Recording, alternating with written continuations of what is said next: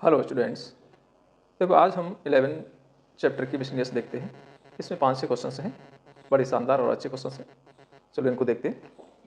पहला क्वेश्चन क्या कह रहा है, find the angle between the lines whose direction ratios are. दो लाइन की डायरेक्शन रेशियो दे रखे हैं, उनके बीच का एंगल निकालना है। A1, B1, C1 दे रखा है, ये A है, B है, ये C है। और दूसरी लाइन के डायरेक्शन रेशियो दे रखे हैं A2, B2, C2 मान लिए हमने। ये B माइनस C है, ये C माइनस A है और ये A माइनस B है। यानी दो लाइन के अपने को डायरेक्शन रेशो दे दिए, तो दो लाइन के बीच का एंगल निकालना है। एंगल आप जानते हैं cos थीटा इक्वल टू होता है A1 A2 plus B1 B2 plus C1 C2 upon under root A1 square B1 square C1 square और अंडर रूट में A2 square B2 square C2 square. यानी ये सीधा सीधा आपको फॉर्मूला लगाना है। A1 A2 दे रखा है आपके पास में मॉडल्स के अंदर। A तो A है, A2 है B माइनस C, तो B माइनस C आ गया, plus B1 B2 B1 B है और B2 है C minus A, plus C1 है यहाँ पर C और ये है A माइनस B। ये हमने रख दिया और नीचे under root A1 B1 C1 का स्क्वायर, इसका स्क्वायर हो जाएगा A square plus B square plus C square. दूसरे अंडर रूट में इन सबका whole square, B minus C का whole square plus C minus A का square plus A minus B का होल स्क्वायर। हम इसको मल्टीप्लाई करते हैं। A का मल्टीप्लाई करो AB माइनस AC, B का करेंगे BC माइनस AB, C का करेंगे CA माइनस CB और नीचे जो भी है वो एज इट इज आपका आ जाएगा under root A square B square plus C square और दूसरे में ये वैल्यू एज इट इज लिख देते हैं C माइनस A का square plus A minus B का स्क्वायर मॉडुलस। अब ऊपर देखें ए बी और ए बी प्लस माइनस के कैंसिल हो जाएगा, ए सी यहाँ माइनस का है या प्लस का कैंसिल हो जाएगा और ये बी सी भी कैंसिल हो जाएगा। यानी ऊपर तो आपका कुछ बचा ही नहीं, तो ऊपर वैल्यू आपकी जीरो बच गई। तो कॉस थीटा हो गया जीरो अपॉन समथिंग, कुछ भी आ जाए नीचे तो ये जीरो ही आ जाएगा और आपका ये आ जाएगा बी माइनस सी का होल स्क्वायर प्लस सी माइनस ए का होल स्क्वायर प्लस ए माइनस बी का होल स्क्वायर। यानी इस तरह से आ जाएगा और ये मॉडुलस में है तो जीरो अपॉन समथिंग जीरो हो गया, कॉस थीटा जीरो हो गया तो थीटा की वैल्यू आपकी 90 डिग्री होगी। तो दोनों लाइन के बीच का जो एंगल है वो 90 डिग्री है। नेक्स्ट क्वेश्चन देखते हैं। Find the equation of a line parallel to the axis and passing through the origin. एक लाइन का इक्वेशन लिखना है जो एक्स एक्सिस के पैरेलल है और ओरिजिन से पास होती है। इसका मतलब ये हो गया ओरिजिन से जा रही है, एक्स एक्सिस के पैरेलल है, इसका मतलब एक्स एक्सिस ही हो गया। कोई लाइन है जो ओरिजिन से जा रही है, एक्स एक्सिस के पैरेलल है, इसका मतलब एक्स एक्सिस खुद ही हो गया। ए लाइन पासिंग थ्रू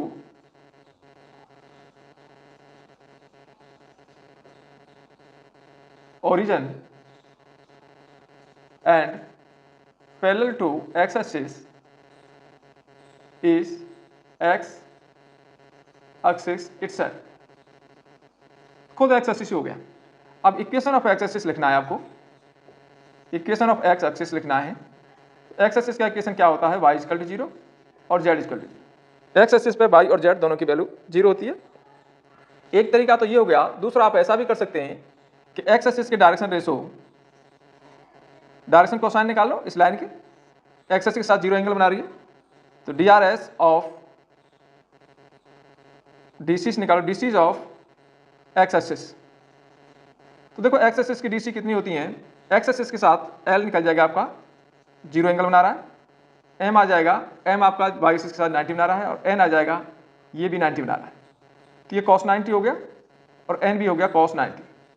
तो ऐसे भी निकाल सकते हैं, मैं दोनों तरीके बता देता हूँ। ये आपका 0 1 होता है और ये 0 हो गया, M की वैल्यू 0 हो गई और N भी आपका 0 हो गया। तो ये LMN आ गया आपका, ये L हो गया, ये M हो गया और ये N हो गया। LMN आगे पॉइंट अपने को दे रखा है, पॉइंट ओरिजिन है और LMN दे रखे हैं।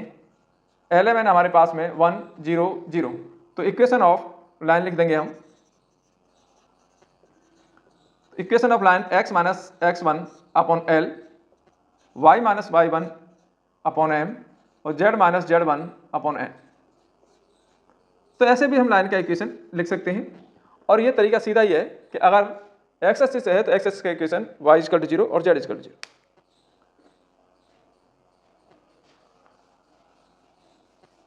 तो दोनों तरीके से मैंने बता दिया आपको, किसी तरीके से आप कर सकते हैं।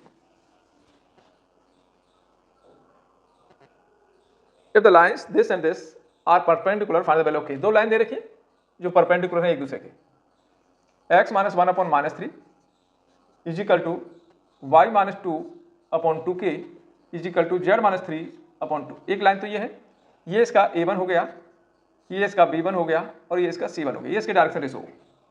और दूसरी लाइन कुछ इस तरह से दे रखी है, x minus 1/3k is equal to y minus 1/1 is equal to z minus 6/-1। ये हमारा a2, ये b2 और ये c2, ये इस लाइन की डायरेक्शन रेशो हो गई। अब ये क्या कह रहा है, are perpendicular to each other find the value of k। ये दोनों परपेंडिकुलर है, दोनों के बीच में एंगल 90 डिग्री बन रहा है। तो परपेंडिकुलर का कंडीशन होता है a1 a2 plus b1 b2 plus c1 c2 is equal to 0। a1 हमारा -3 है, a2 है 3k प्लस b1 है 2k और b2 है आपका 1 प्लस c1 है आपका ये 2 और इधर है -5 इज इक्वल टू 0। मल्टीप्लाई करें, -9k plus 2k -10 is equal to 0। तो यहाँ से आ गया -7k इज इक्वल टू 10, तो k की वैल्यू आ गई 10/-7। तो ये दोनों लाइन परपेंडिकुलर हैं, तो k की वैल्यू कितनी आ गई 10/-7। नेक्स्ट क्वेश्चन देखें, question number 4, find the shortest distance between the lines. दो लाइन दे रखी है, उनके बीच का शॉर्टेस्ट डिस्टेंस निकालना है। r is equal to 6i plus 2j plus 2k plus lambda into i minus 2j plus 2k। एक तो ये है, और दूसरी लाइन है r is equal to -4i minus k cap plus mu into 3i minus 2j minus 2k, इस तरह से। तो यहां पर ये आपका a1 हो गया और ये आपका b1 हो गया, ये आपका a2 हो गया और ये आपका b2 हो गया। लाइन का इक्वेशन होता है r equal to a plus lambda b। अब अपने को शॉर्टेस्ट डिस्टेंस निकालना है, तो शॉर्टेस्ट डिस्टेंस का फॉर्मूला a2 माइनस a1 का डॉट करना है b1 क्रॉस b2 से, और नीचे b1 क्रॉस b2 जो आया उसका मैग्नीट्यूड भी निकालना है। ये शॉर्टेस्ट डिस्टेंस है। तो पहले हम a2 माइनस a1 निकाल लेते हैं। इधर a2 माइनस a1 निकाल दें, a2 ये रहा, a2 माइनस a1 माइनस करेंगे तो 10 आ जाएगा, 10i cap, a2 minus a1 ये तो है ही नहीं, प्लस 2j और 2k में से माइनस किया गया तो प्लस का हो गया 3k। ये आ गया a2 माइनस a1। अब अपने को b1 क्रॉस b2 निकालना है, i j के डिटरमिनेंट का यूज करेंगे इसमें। b1 हमारा ये रहा, इसके i j के कोफिशिएंट 1 -2 2, इधर आपके 3 -2 -2। इसको हम सॉल्व कर देते हैं, i लिया, ऐसे मल्टीप्लाई करते हैं, +4 और +4 8 हो गया, माइनस j लेंगे, ये छोड़ देंगे, इसका मल्टीप्लाई जैसे -2 और -6 तो -8 आ जाएगा, प्लस k ऐसे मल्टीप्लाई कर दो, -2 + 6 तो 4 आ जाएगा। ये हमारा b1 क्रॉस b2 हो गया। b1 क्रॉस b2 का मैग्नीट्यूड भी निकाल देते हैं, ये 64 + 64 + 16 128 और 16 144, यानी ये आपका 12 आ गया। अब सारी वैल्यूज हम इसमें रख देते हैं। a2 माइनस a1 है 10i cap plus 2j cap plus 3k cap, इसका डॉट करना b1 क्रॉस b2, ये आ गया 8i cap plus 8j cap plus 4k cap, whole upon इसका मॉडुलस हमने 12 निकाल दिया। i का i से डॉट करेंगे तो 80 हो गया, j का j से करेंगे 16 हो गया और ये 12 हो गया। नीचे ऑलरेडी 12 है, ये सबको प्लस कर दें,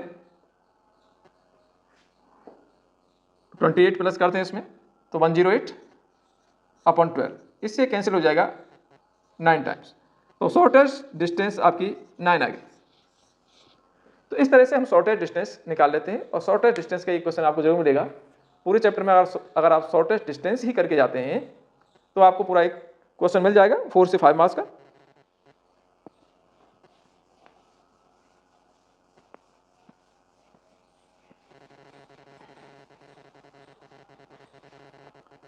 find the vector equation of the line passing through the point. एक लाइन है जो पास हो रही है, कहां से पास हो रही है, 1 2 -4 से। इसका वेक्टर इक्वेशन लिखना है तो ये हमारे पास ए आ गया। ये दे रखा है i cap plus 2j cap minus 4k cap, इस तरह से ये ए है। इस पॉइंट से पास हो रही है और दो लाइन दे रखी है, उनके परपेंडिकुलर है। तो इस लाइन से जाने वाली लाइन का इक्वेशन लिखेंगे, let the equation of line. मान लेते हैं इस तरह से r इजिकल टू ए, ये तो हमारे पास ये आएगी, plus lambda into B. B हम मान लेते हैं इसमें कुछ, बी अपने को निकालना पड़ेगा, b1i plus b2j plus b3k। ये अपने को नहीं दे रखा, ये लाइन है। इस लाइन का इक्वेशन लिखना है, इसमें अपने को a दे रखा है, b गिवन नहीं है। तो इसके लिए अपने को कंडीशन दे रखी है, ये जो लाइन है इन दो लाइन के परपेंडिकुलर है। दो लाइनें किस तरह से हैं, x - 8 upon 3 y plus 19 upon -16 is equal to z - 10 upon 7। एक लाइन ये है, दूसरी लाइन इस तरह से x - 15 upon 3 y - 29 upon 8 is equal to z - 5 upon -5। अब यहां से अपने पास ये दे रखा है, यहां से ये जो लाइन बनेगी इसकी वेक्टर इक्वेशन लिखेंगे तो ये आपका पास b है, इसको हम b मान लेते हैं। चलो अब यहां से जो लाइन का इक्वेशन आएगा तो इसको हम b डैश कर देते हैं। तो b डैश कितनी आई, ये आ गई 3i cap minus 16j cap plus 7k cap.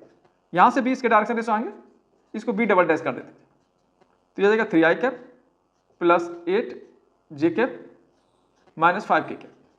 अब ये आपकी सेकंड लाइन है और ये आपकी थर्ड लाइन है। अब ये लाइन इस पे भी परपेंडिकुलर, लाइन इस पे भी परपेंडिकुलर, परपेंडिकुलर कंडीशन लग जाएगा, b1 dot b2 is equal to 0 हो जाता है। तो क्या करते हैं, line 1 is perpendicular to line second and third.